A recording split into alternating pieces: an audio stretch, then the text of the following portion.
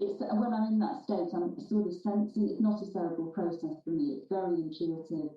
It's a very felt sense of, what occurs to you next, what wants to go where. It's a bit like doing a jigsaw puzzle, but you're also making it the pieces. Yeah. Or each piece is occurring to you. Each piece holds a vision, but until you actually working with that piece, you don't even know what the vision is. Yeah. And that's why it takes quite a lot of sitting with afterwards to kind of, before you can even see the picture, there's quite often quite a period of time has elapsed from the finishing of the artwork to actually even beginning to understand what it holds. Right. And that each image holds so much information. Mm. The imagery is so rich, and the extra symbols and all of those added elements are like clues, aren't they? They sort of fly in along the edges and want to be part of. Do you have that sense that they're sort of gathering in around that child, but you don't always know all of that symbology until you look at it later? Yeah.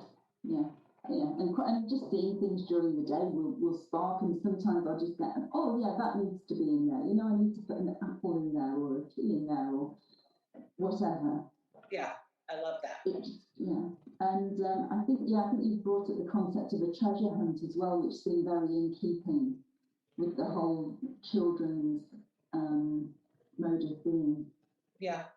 So we embedded, as we were in our collaborative process, we actually embedded sort of a treasure hunt into the deck with the symbols that are aligned with the wheel. The archetypal wheel is also an added addition to the deck that brings this beautiful connected tool to use with the deck, with your art, and with unpacking and exploring some of the deeper aspects of each of those child archetypes. Mm-hmm.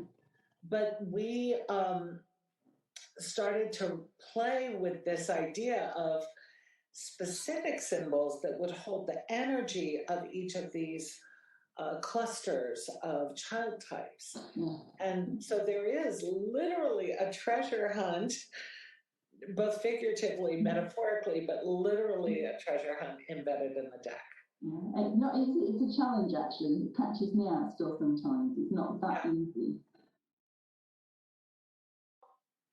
I want to thank Claire for being here with me and knowing that her voice is just lending us a really strong sense of how these children have come through and influenced us through Claire's hands, through this very personal body of work that has now become more of a universal presence. And I just want to thank you for honoring that impulse, the creative impulse, and the magical child leading and guiding you, and the willingness to share it with the world.